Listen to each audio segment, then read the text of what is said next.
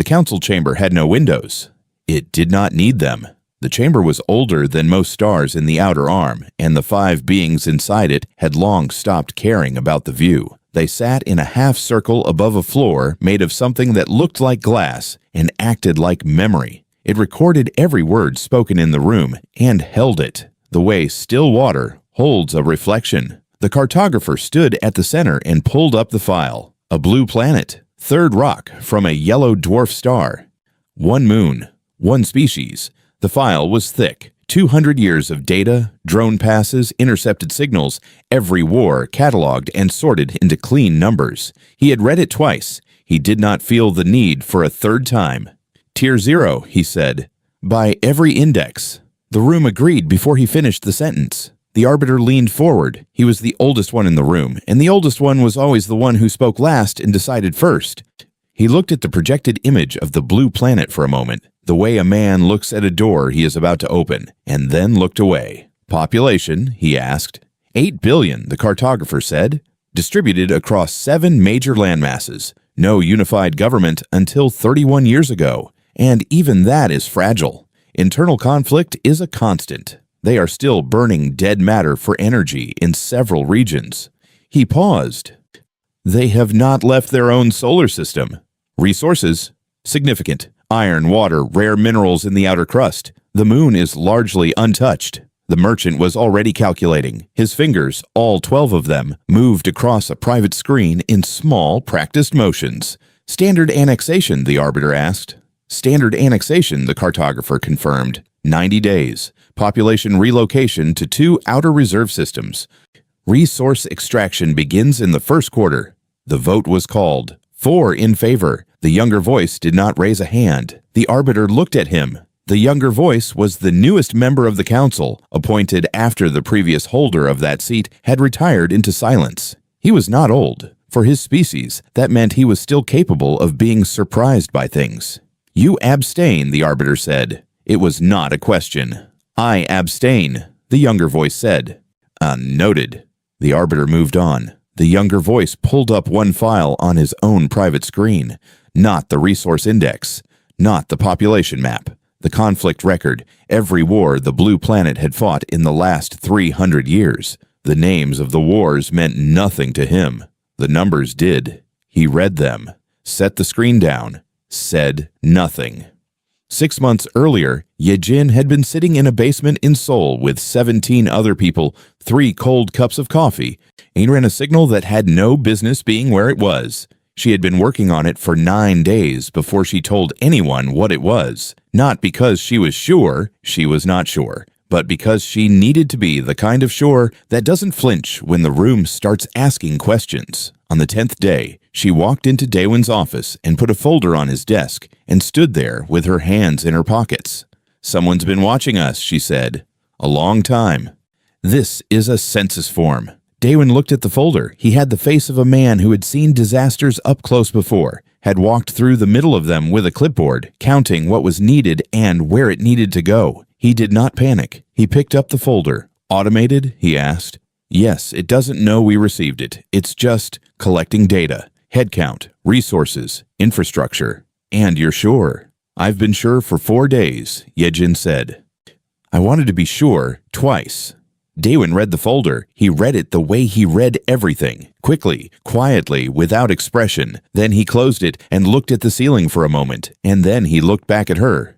Don't answer it, he said. Yejin nodded. She had already not answered it. That was why she'd waited 4 days. The signal reached the Emergency Coalition Parliament 3 weeks later. The room was not quiet. Rooms with 400 people in them are never quiet.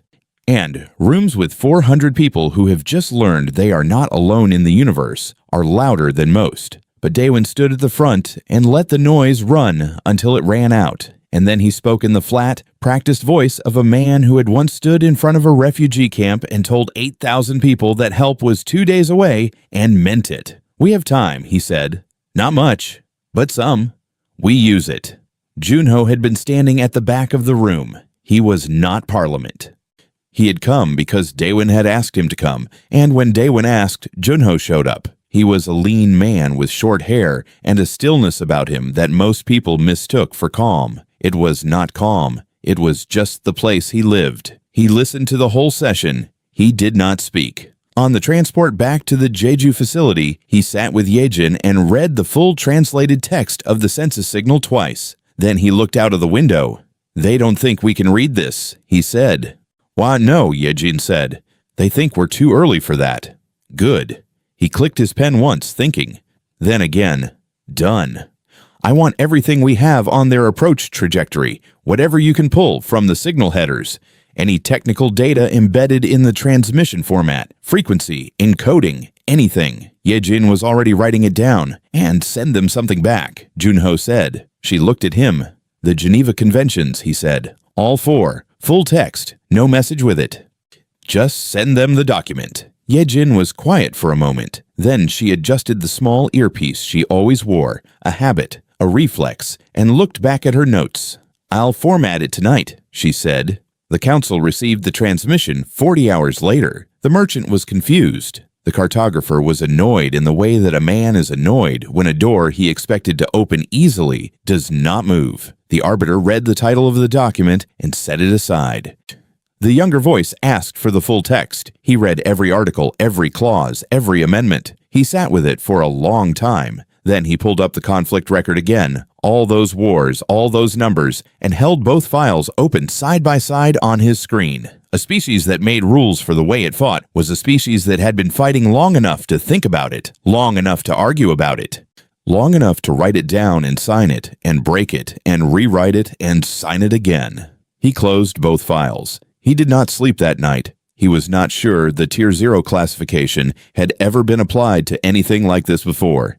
He was not sure it should have been applied now. But the vote was already done, and the fleet was already being assembled, and 400 ships do not stop moving because one voice in a chamber said, "Wait." He thought about sending a note to the arbiter.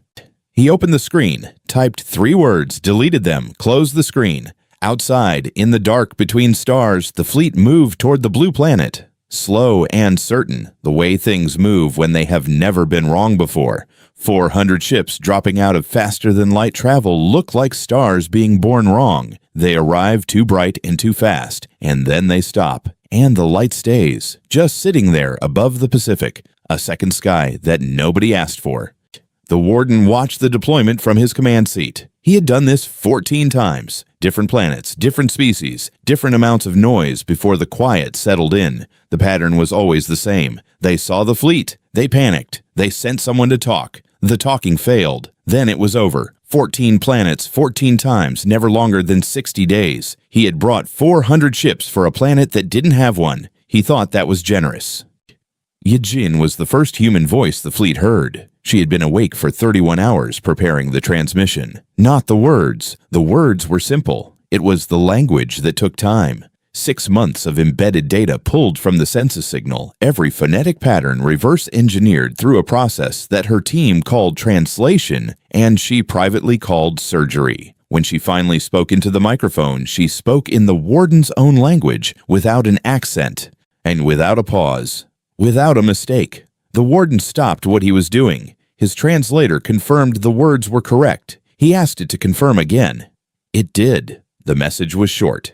"You have been watching us. You know what we do to things that come for our families." He looked at the message for a long moment. Then he sent back the standard annexation timeline. 90 days. The tone was the same tone he always used, flat and firm, the tone of a thing that has already been decided. Yejin received it. She read the translation. She adjusted her earpiece. She laughed once very quietly, and then she got back to work. 3 council ships peeled off from the main fleet on the second day. Reconnaissance, standard sweep, scan the surface infrastructure, confirm the resource maps, identify any military assets worth noting before the ground teams deployed. They found the satellites first, 47 of them, military grade, armed, even positioned in overlapping fields across both polar orbits. None of them had been in any of the surveillance data, not one. The cartographer's 200 years of files did not contain a single reference to them because they had not existed 200 years ago. They had not existed 6 months ago. They had been built during the 6 months the planet knew it was being watched. The cartographer pulled his files, checked his data, checked it again. The data was correct. The satellites should not be there. He filed a note under anomalous infrastructure and moved on because the fleet was 400 ships and the planet had no spacefaring capability, and the note was a footnote, not a problem. Tae-hyun was watching the feed from the Jeju bunker when the reconnaissance ships passed over the satellites. He was eating a cold rice ball and tracking 3 screens at once. He watched the council ships scan the satellites, slow down, then keep moving. "Outstanding," he said, to no one in particular. On the 4th day, the warden sent a pacification squadron toward the surface. 12 ships. It was not an attack. It was a demonstration, the kind of thing a much larger force does to show a smaller one what the options are. 12 ships dropping through the upper atmosphere in a clean formation, slow enough to be seen clearly. They entered the atmosphere at 0600 local time over the Korean peninsula. Project Iron Veil had been Min Jung's thing for 4 months. She had not named it. The name came from the project committee. She had named the individual components with words like Grid Array 7 and Pulse Emitter Delta and Sector Kill Radius, the kind of words that mean nothing to anyone who hasn't been awake for 6 straight days caring about them. The first emitter activated at 0601. 4 ships went dead in 90 seconds. Their systems simply stopped. Not explosions, just silence. The lights went out. They began to fall. The other 8 pulled back hard and fast out of the atmosphere, back toward the fleet. Their emergency signals were already transmitting before they cleared the cloud layer. In the Jeju bunker, Min Jung was sitting very still, watching the telemetry numbers. She had a pen behind each ear, and her hair was held up by a third one. She looked like someone doing math on the inside of her eyelids. 4, Tae-hyun said. "I know," she said. "You said 3. I said at least 3. She was already pulling data. The 4th was Sector 7. The angle was better than I modeled. She pulled the pen from behind her left ear and started writing. "I can get 6 next pass." Tae-hyun looked at the 4 falling shapes on the screen. Then he looked at her. "Outstanding," he said. He meant it as a compliment this time. The warden's damage report to the council was 3 pages long. He was careful with the language. Words like unexpected resistance and localized defensive capability and tactical recalibration required. He did not use words like impossible or should not exist, even though both of those words had been in his head since 0601. In the council chamber, the merchant went quiet when he read it. The kind of quiet a man goes when he is doing large numbers in his head and not enjoying the result. The younger voice read the report twice. Then he pulled up the Geneva Conventions again, not to read them, he had already read them, but to find the one article he had been thinking about since the first night. Article 51, Protection of Civilians. The rules around what you were and were not allowed to do, and to whom, and when. He found it, read the language, set the document down. A species that had needed to write that article had, at some point in its past, done the things the article was written to prevent. And then it had stopped, not because it lost the ability, because it wrote a rule. He sat with that for a long time. Junho was in the main bunker corridor when the telemetry came in. He walked past the screens without stopping, read the numbers as he moved, and kept walking until he reached Tae-hyun at the far end. "They'll pull back and reassess," Junho said. "How long?" 2 days, maybe 3. He looked at the ceiling, which was concrete and had a water stain shaped like nothing in particular. "Then they'll escalate." Tae-hyun nodded. He had expected that. "They have 400 ships," he said. "Yes." Junho clicked his pen once, then again. "Go find Min Jung. Tell her she has 72 hours. "For what?" Junho was already walking. "Phase 2, he said, without looking back. Tae-hyun watched him go. Then he looked at the screens. The 4 dead ships burning slowly through the upper atmosphere, trailing light like something trying to write a message on the way down. And he went to find Min Jung. She was already awake. She was always already awake. He knocked anyway. 72 hours, he said through the door. A pause, then the sound of a pen being picked up. "I need 60, she said. On the morning, the full fleet moved into position above Earth. A teacher in Incheon was finishing a history lesson on the Siege of Leningrad. She wrote 2 dates on the board. She explained what happened between them. The children were 12 years old, and they had already spent the last 3 months doing invasion drills the same way previous generations had done earthquake drills, calmly, routinely, because the school said to. She assigned homework. The kids groaned. She let them groan. That was the right sound for a Tuesday morning. The landing forces came down on the 7th day, 6 continents at once. It was careful, practiced work. Pacification units deployed across every major landmass in overlapping waves, starting with infrastructure targets and moving inward toward population centers. The Warden had run this same deployment 13 times. The theory was simple: show up everywhere at once so large and so fast that resistance has no center to form around. No center, no resistance. No resistance, 90 days. The units landed. They found human forces already in position, everywhere, dug in. They had coordinated, waiting at the exact landing coordinates the Council's own approach trajectory had made predictable. The Warden received the first ground contact report at 0400. He read it standing up, which was something he had not done with a damage report in 11 years. Yejin had decoded the approach vector from the original census signal. She had passed it to Junho 4 months ago. Junyo had given it to his tactical teams and told them to wargame every possible landing scenario using those coordinates as the fixed point. They had run the scenarios for 16 weeks. Every continent, every season, every weather pattern. The Council had spent 200 years watching Earth. Earth had spent 4 months watching the Council's own signal bounce back at them. The Warden sent a direct transmission to Junho on the 8th day. He had identified him from the engagement reports. The name appeared at the coordination point of every significant human response. He spoke in clear terms. He offered Yunho a clean choice: formal surrender, protected status for the civilian population, dignified terms for the military command. Standard protocol. It had worked 12 times out of 13. Junho read the transmission. It took him 4 seconds. He had been learning the Warden's language phonetically from Yejin for 2 months. 3 words at a time, over bad coffee in the corridor between briefings. He had not told anyone he was doing this. He recorded his reply himself without a translator in the room. 3 words. Translation: "We have reserves." The Warden played the recording twice. Then he sat very still for a moment, which was unusual for him, and filed the exchange without a response. Min Jung had not slept in 6 days when Phase 2 went live. Her team had spent the 60 hours after Taehyun's knock reverse engineering the electromagnetic signature of the Council's ship systems from the data pulled off the 4 disabled craft in the upper atmosphere. The signatures were consistent. The Council built their ships the way a civilization builds things when it has never needed to worry about someone adapting to them. Clean. Efficient. Identical. Identical meant predictable. Predictable meant Phase 2. The countermeasure package went out to every human unit on every continent in under an hour. It did not require new hardware. It ran on adapted existing systems, communication arrays, power infrastructure, anything with a signal emitter. The Council's ships began experiencing cascade failures in their ground coordination systems across all 6 active theaters simultaneously.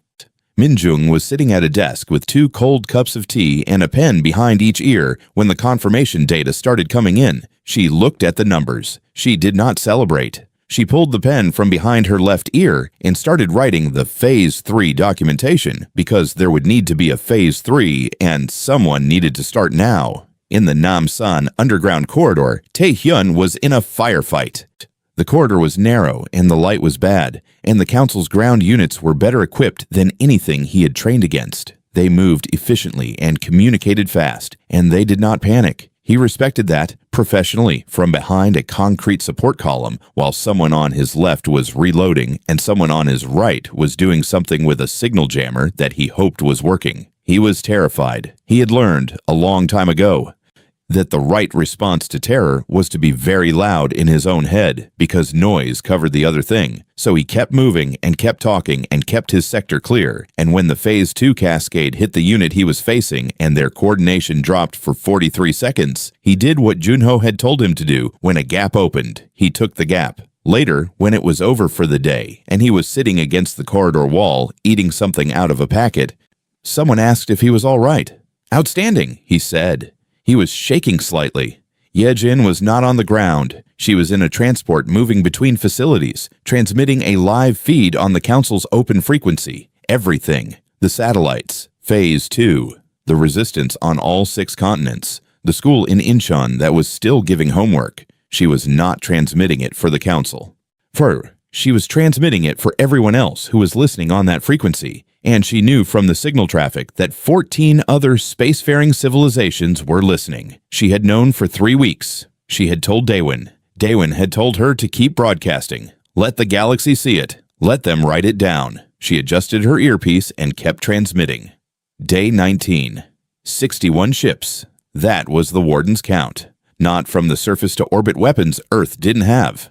Not from a space battle Earth couldn't fight. 61 ships disabled or destroyed by humans on the ground, through adapted alien technology turned back on itself, through cyber intrusions into fleet communication arrays that the Council had not known were possible, through structural sabotage of landing craft using materials that had not appeared in 200 years of surveillance data because humans had begun stockpiling them 5 months ago. The day after Ye-Jin put the translated census signal on Daewin's desk, the Warden sat with the number for a long time. He filed his damage report to the Council. He was careful again with the language. He was careful in the way a man is careful when the language he wants to use is the kind that ends careers. The word he used was anomaly. Junho was at a field hospital in Daegu on the evening of day 19. He had not been asked to come. He came anyway. He walked through the main ward and the overflow ward and the small side room they were using for the worst cases, and he did not speak to anyone.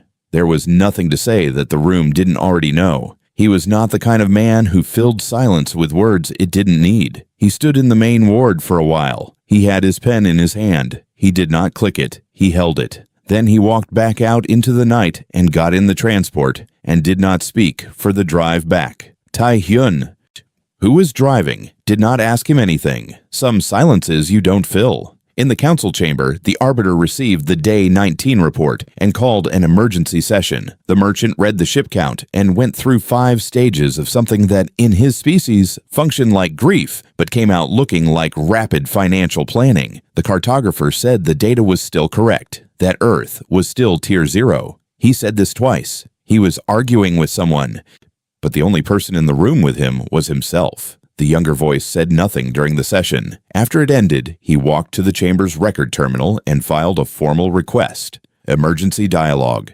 Direct communication with the human command structure. The Arbiter approved it in the morning. 14 civilizations were watching. The Council was no longer just accountable to the stars it had already taken. It was accountable to the ones still looking.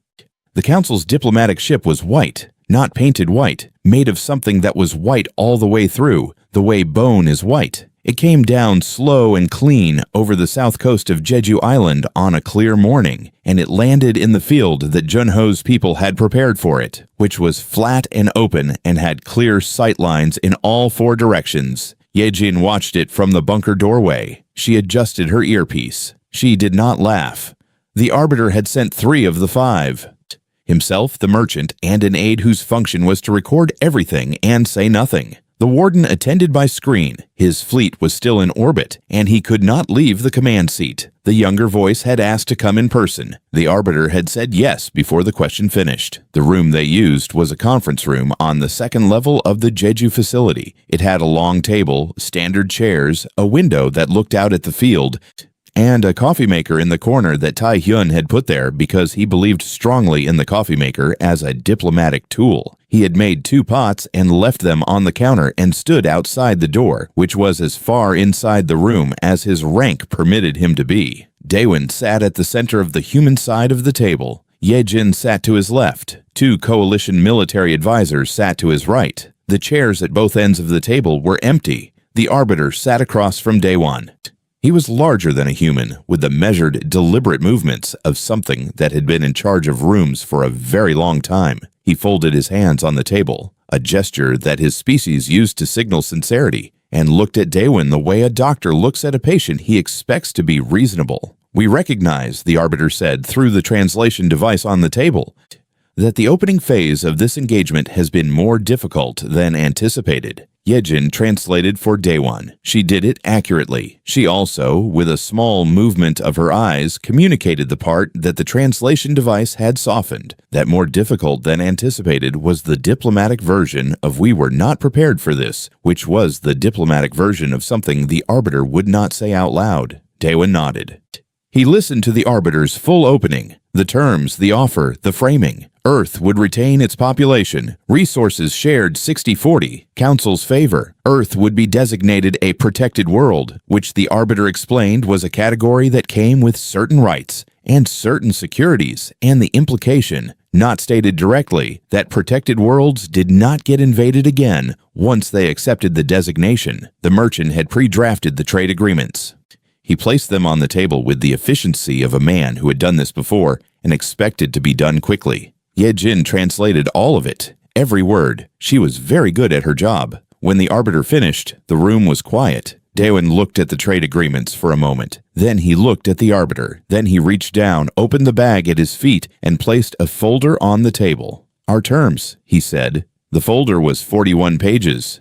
Full military withdrawal of all 400 ships past the outer edge of the solar system. Return of all territory and infrastructure affected by the engagement. Reparations calculated in detail across 41 pages by a coalition of economists who had been working in rotating shifts since day 3. Earth's formal entry into the Galactic Council as a peer nation, not a protected world, not a client state, not a provisional member. A peer, equal standing, equal vote, equal voice. One more line at the bottom of the last page. A formal commendation in the council record, by name, for the younger voice. The arbiter read the folder without expression. The merchant picked it up after him, read the reparations section, and set it down with the care of a man setting down something very hot. The younger voice did not reach for the folder. He had been watching Daewon's face since the meeting started. "You understand," the arbiter said after a long pause, "that these terms are not proportional to your current position. You have resistance capacity, you have demonstrated that, but we have 400 ships in orbit. That does not change." "No," Daewon said, "it doesn't." Ye-Jin placed a second folder on the table. 14 letters, one from each of the civilizations that had been watching the open-frequency broadcast. Not alliance pledges, not military commitments. Something quieter, and in some ways heavier, formal witness documentation. 14 civilizations stating, in their own official languages, that they had observed the engagement in detail and considered the record complete. The galaxy was watching, and the galaxy had written it down. The merchant picked up the first letter. Read the letterhead. Set it down. Picked up the second. Read the letterhead. His 12 fingers went very still. The arbiter looked at the letters without touching them. The warden, on the screen at the far end of the room, had not spoken since the meeting started. He looked at the letters from a distance. Then he looked at Ye-Jin. She was adjusting her earpiece, not looking at him. The arbiter called for a recess. 20 minutes. The council's side of the corridor was empty of humans and full of something that, from outside the door, sounded like arguing that kept stopping itself. Tae-hyun was leaning against the wall 20 feet away, drinking from a paper cup. He could hear the tone through the door without being able to hear the words. He had heard that tone before, not in negotiations but in operations, in the moment after something goes wrong that everyone agreed was not going to go wrong. The sound of people recalculating in real time and not enjoying the numbers. Inside, the merchant was already past arguing. He was at the stage that comes after, the quiet, fast calculation of minimum acceptable loss. The reparations would hurt for decades. But decades was a known length of time. He could work with decades. The cartographer was arguing with the data again.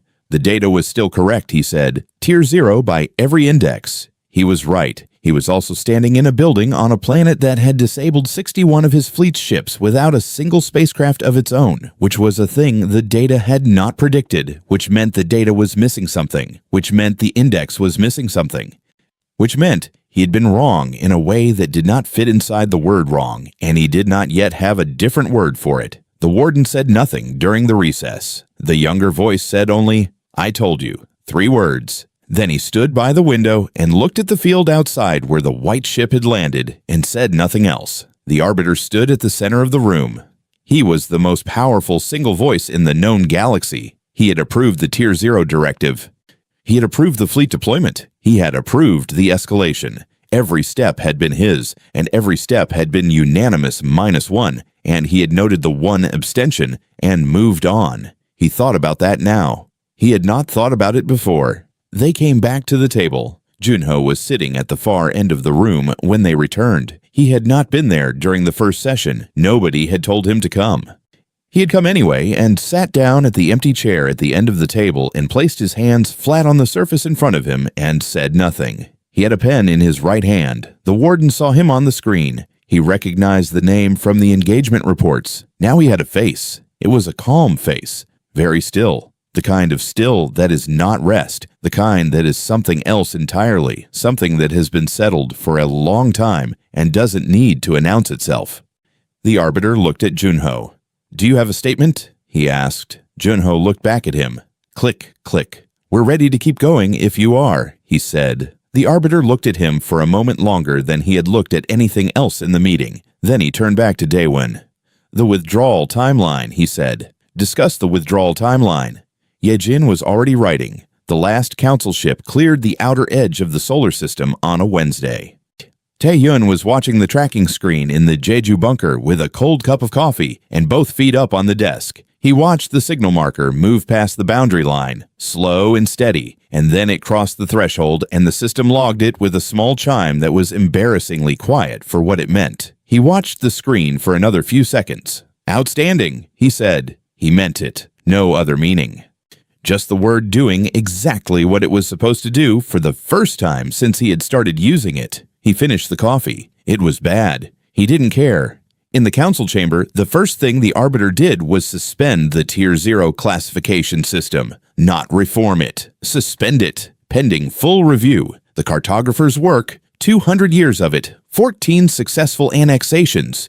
Here, the cleanest record in the council's modern history was placed in administrative hold while a review committee determined what the index had failed to measure and why. The cartographer attended the suspension announcement in person. He sat very straight. He said nothing during the session. Afterward, he went back to his office and pulled up the Earth file and looked at it for a long time. The data was correct. He kept coming back to that. Every number, every measurement, every index value, all of it correct. And yet, he did not yet have the word for the thing the data had not measured. He thought maybe he would spend the rest of his career looking for it. The younger voice received his formal commendation in the council record on the same day the suspension was announced. It was a short ceremony. His name in the record, his abstention noted, his formal request for emergency dialogue acknowledged as the event that opened the channel to the table in Jeju. The arbiter read the commendation himself. He did not make eye contact with the younger voice during the reading. The younger voice did not require the eye contact. After the ceremony, the arbiter stopped him in the corridor outside the chamber. "You said wait," the arbiter said. "Yes." A pause, long enough to be deliberate. "Why?"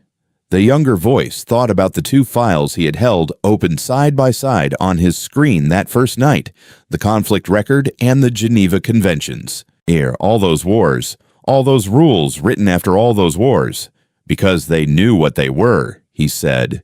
They knew exactly what they were, and they wrote it down anyway. That is not a Tier 0 civilization. That is a civilization that has been somewhere and come back. The arbiter looked at him. Then he nodded once and walked away. The younger voice filed a formal request that afternoon. A diplomatic posting to Earth. Observer status. Open term. It was approved within the hour.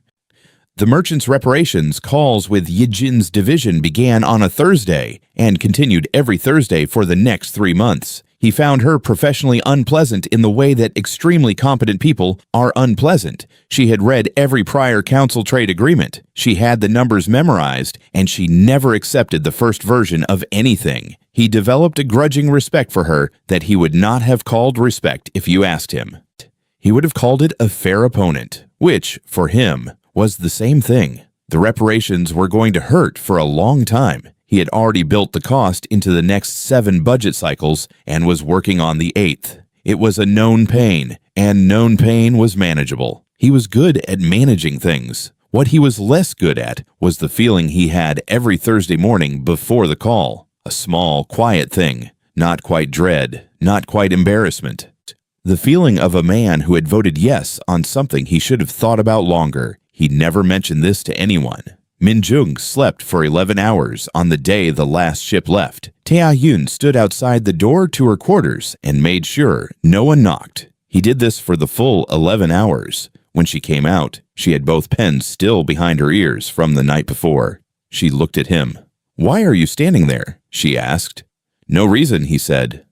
She looked at him for another second, then walked past him toward the operations room. At the door, she stopped. "Thank you," she said, without turning around. "Outstanding," he said. She went inside. Earth's application to the Galactic Council as a peer nation passed by a margin that was technically sufficient and practically uncomfortable. 7 civilizations voted against it. One of them sent a formal protest letter. Another sent 2. Daewon received all the protest letters. He read them carefully, one by one, and filed them in a folder labeled with a date 6 years in the future, his estimate for when they would be useful. He addressed the Emergency Coalition Parliament the morning the vote result came through. He stood at the front of the room the same way he always stood, steady, unhurried, like a man who has seen the hard version of things and found it survivable. 7 voted no, he said. The room was quiet. "Good," he said. "We do better with something to prove." Yejin's final broadcast on the open galactic frequency went out on a Friday evening. She had been preparing it for 2 weeks. Not the message, the languages. 14 of them, all alien, all learned from the signals and transmissions and documented communications her team had gathered over the last 8 months. 14 languages for the 14 civilizations that had been watching. She recorded them separately, verified each one with her team, and assembled the full transmission herself. The message was the same in all 14. "We are still here. We are interested in our neighbors. We hope our neighbors are interested in peace." She closed the transmission channel. Then she opened it again, just briefly, on the warden's frequency. His language only. The one she had learned first, in the longest detail, from the most documents. "But we have been keeping notes." She closed the channel, took out the earpiece, set it on the desk, sat back. Outside the window, it was dark and the stars were out. The same stars they had always been, only now she knew which ones had someone sitting behind them watching. She was already learning the languages of the 7 civilizations that had voted no. She hadn't told anyone yet. The warden's personal log was not meant to be read. He filed it in a section of the ship's record system that had no official function, a space he had used for decades to put things he needed to write but not submit. He wrote it on the night the last ship crossed the boundary line, sitting alone in the command seat with the lights at half. He had run the engagement data 40 times, the same number every time, every simulation, every variable changed, every possible extension of the timeline. The conclusion did not change. If the invasion had continued, Earth would have won. Not fast, not without great cost to itself, but the direction was fixed from around day 19, and the direction did not favor his fleet. He had brought 400 ships. He had brought 400 ships to a planet that had spent 10,000 years learning how to fight, on itself, against itself, over and over, losing and regrouping and writing it all down and going again. He thought about the Geneva Conventions. He thought about the document that the planet had sent them before a single ship entered orbit, the rules they had made for war, the rules they broke and remade and signed again, the fact that the rules existed at all, that they had gotten far enough into the practice of violence to find the edges of it and start drawing lines. He filed the log. He tagged it with his species word for a specific kind of feeling. The word did not translate directly. The closest the translation system offered, after 3 attempts, was a phrase. 7 words. The sudden understanding that you were never the predator. Junho found out about the vote result on a Tuesday morning in his office from a message Yejin sent him with no additional text. Just the vote count, and below it, a single line from the Geneva Conventions. He read which line. He read it again. Then he put the message down and got up and looked out of the window at the south coast of the island where the white ship had landed, where the field was just a flat green field again. He sat back down. On his desk was the full text of the Galactic Council's charter printed on regular paper with Yejin's annotations in red ink filling every margin. He had been reading it in sections for 3 weeks. He found his page, read where he left off. Read a little further. He found the article about Tier 0 worlds. He read every clause. He picked up his pen. Click. He reached into the desk drawer for a red pen. He opened to the first page. He started editing.